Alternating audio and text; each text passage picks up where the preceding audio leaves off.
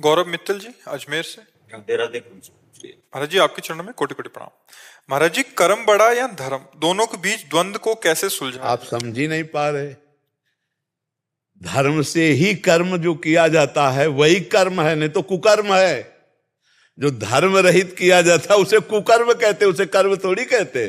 कुकर्म कुकर्म। जो धर्म युक्त कर्म किया जाता है उसे धर्म युक्त कर्म को कर्म कहते, शुभ कर्म में आएगा। और जो धर्म से रहित कर्म है वो तो कुकर्म है।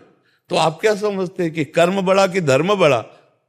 अरे भैया, जो धर्म से युक्त कर्म है वही कर्म है, बकाया सब कुकर्म है। आप देखो, जैसे आप बात करो, जैसे देखो पत्नी है और पति है, दोनों का धर्मयुक्त संबंध है। जो पत्नी के साथ क्रिया है वो धर्मयुक्त है, इसलिए पाप नहीं है। और वही किसी और की पत्नी के साथ क्रिया हो गई, कर्म तो वही है, तो कुकर्म हो गया ना। धर्मयुक्त कर्म हुआ तो वो निष्पाप है, और वही कर्म दूसरी स्त्री के साथ हुआ तो पाप बन गया कि नहीं बन गया? कुकर्म हो गया। जो धर्मयुक्त कर्म है वही कर्म है, और सारा का सारा कुकर्म है। महाराज जी, धर्म क्या है? धर्म जो शास्त्र और संत महात्मा जिसका प्रवचन करते हैं, निर्णय करते हैं, तस्मात् शास्त्रम प्रमाणम ते कार्याकार्यो व्यवस्थितो। क्या करना चाहिए क्या नहीं करना चाहिए इसका शास्त्र निर्णय करता है, इसका संत जन निर्णय करते हैं। इसलिए सत्संग सुने तब पता चलेगा कि धर्म किसे कहते हैं और धर्म किसे कहते हैं। और दूसरी बात, हम कई बार एकांतिक में कहा कि सबके हृदय में परमात्मा विराजमान है। जो ही अधर्म करने चलोगे तो पहले एक झीनी सी आवाज आएगी, ए गलत करने जा रहे हो, ये पाप है। अब उसे ना सुनो तो कर डालो मनमानी, फिर वो हो जाएगा। अंदर सबको भगवान संकेत करते हैं। आप देखना कभी गलत की जब आप कोई बात सोचोगे तो ये अंदर आ जाएगा, ये गलत है। वो जो ज्ञान दे रहा है वही परमात्मा सबके अंदर बैठा है। इसलिए सत्संग सुनना चाहिए, शास्त्र स्वाध्याय करना चाहिए, जिससे हमें पता चले कि हमारा धर्म क्या है। और साधारण बात तो सबको पता है, हमारी बहन बेटी की तरफ कोई गंदी दृष्टि से देखे तो हमको अच्छा नहीं लगेगा। तो हम किसी की बहन बेटी की तरफ गंदी दृष्टि क्यों देखें? हमारा कोई अपमान करे तो हमें अच्छा नहीं लगेगा, तो हम दूसरे का अपमान क्यों करें? हमारी कोई चोरी करे, बेईमानी करे, झूठ बोले, हमसे कपट करे तो हमें अच्छा नहीं लगेगा। तो आत्मना प्रतिकूलानी परेशान न समाचरित। कुछ बातें तो ऐसी हैं जो स्वाभाविक आपको पता है, लेकिन आप अपनी बहन को बहन समझते हैं, दूसरे की बहन की तरफ दृष्टि गंदी डाल देते हैं। आप अपने तो ईमानदारी का व्यवहार चाहते हैं दूसरे से, लेकिन दूसरे के साथ बेईमानी करने में आप चूक नहीं करेंगे। ये जो गलतियां हैं यही कुकर्म है।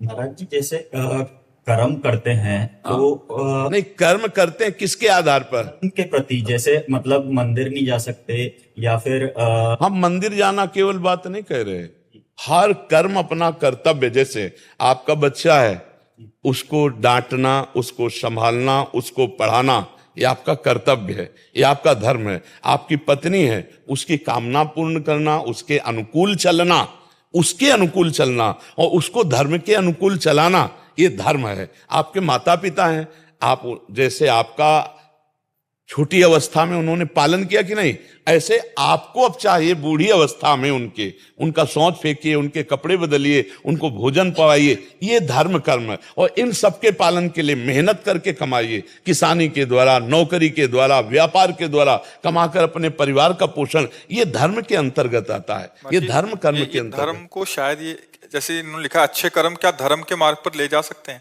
मतलब ये शायद हमें लगता है धर्म को केवल मंदिर पूजा पाठ को समझते हैं क्या? गुरुदेव, जैसे गीता के अंदर लिखा है कि धर्म का मार्ग पे चलने से ही आपको सारे पापों से नष्ट होते हैं आपके। तो क्या जैसे आज मैं कर्म कर रहा हूं, जैसे मेरे पिताजी के नहीं, आप उसे धर्म को कर्म को अलग बोल रहे हैं। आप एक बेटा हैं तो आपका धर्म बनता है अपने पिता और माता की सेवा करना। आप एक पति हैं तो आपका धर्म बनता है पत्नी का पोषण करना। आप एक पिता हैं तो आपका धर्म बनता है आपके पुत्र का पालन करना। एक भारतीय हैं तो आपका धर्म बनता है राष्ट्र में प्राण समर्पित करना। आप इस बात को समझिए कि आप जो कर्म और धर्म को अलग अलग कह रहे हैं तो ऐसा नहीं हो सकता।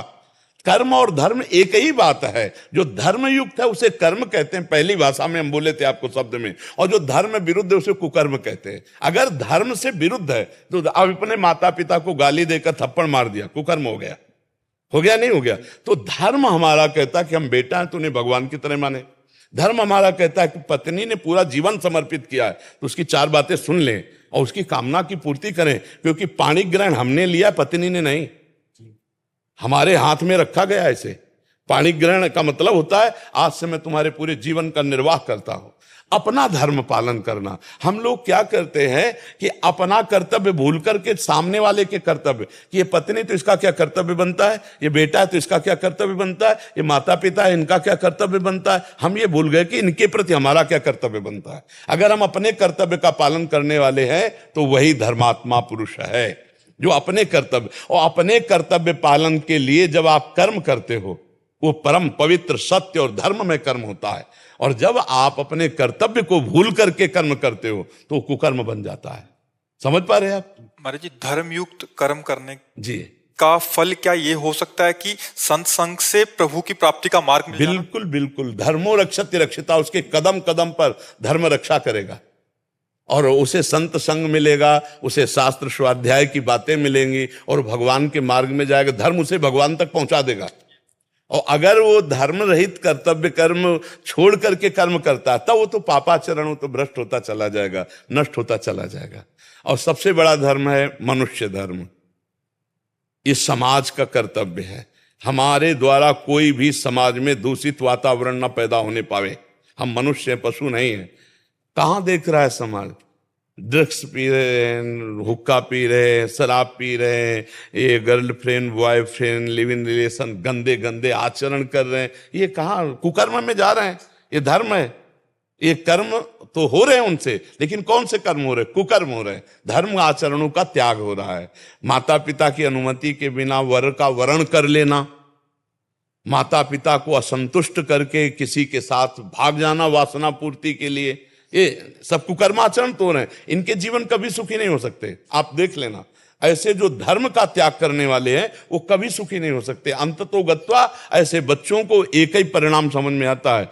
देख रहे हैं समाज को, आप देख रहे हैं। इसीलिए हम कह रहे शास्त्र और धर्म के द्वारा जो कर्म किया जाता है वही कर्म है, नहीं कुकर्म है। वो कुकर्म सत्यानाश कर देगा, सर्वनाश कर देगा। बहुत बुरी तरह जीव का पतन हो जाता है, बहुत बुरी तरह। इसीलिए बहुत संभल कर धर्मयुक्त आचरण करे। ये जो बच्चे आजकल नहीं है ना, कि 4 दिन का परिचय है बॉयफ्रेंड से और 20 साल तुम्हारे मम्मी पापा तुम्हें पढ़ाए लिखाए खवाए पियाए और 20 मिनट में तुम उनको ठुकरा के चल दिए। वो 4 दिन का आंख मिलाने वाला लड़का तुम्हारे जीवन को जानता है, तुम्हारे जीवन का निर्वाह कर देगा। केवल वासना की पूर्ति, इसके बाद देखना फटे कपड़े की तरह तुम्हारा जीवन हो जाएगा। जो आज के बच्चे मदान धो करके मनमानी आचरण करते हैं, देखो कुछ कलयुगी माता पिता की बात हम नहीं कहते, नहीं, कोई भी माता पिता अपने बच्चे को ऐसी जगह जाने देगा जहां वो सुखी रहे। हमने देखा है कर्जा लेकर अपनी बेटी का ब्याह करते हुए, कर्जा लेके। आप सोचो, तुम्हारे जाने, तुम तो सुखी होगी वहां, खाओगी पियोगी बहू बन के रहोगी, और वो वर्षों कमाकर तुम्हारे लिए पैसा भरेगा। वो माता पिता तुम्हारा अमंगल करेगा? 4 दिन का वो लड़का जिससे तुमने आंख मिलाया और उसके कारण तुम उन दयालु माता पिता जो तुम्हारे जीवन को सुरक्षित रखने वाले, उनका अपमान करके अवहेलना करके रोते छोड़कर चल, ऐसे ऐसे माता पिता देखें जो पगड़ी उतार करके बच्ची के चरणों में रख रहे हैं, मेरी बात मान जा।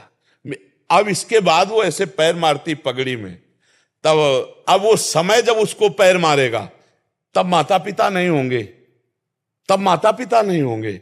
फिर जो दुख होगा उस समय वो तो पगड़ी उतार के रखने लायक किसी के सामने नहीं रहेगी।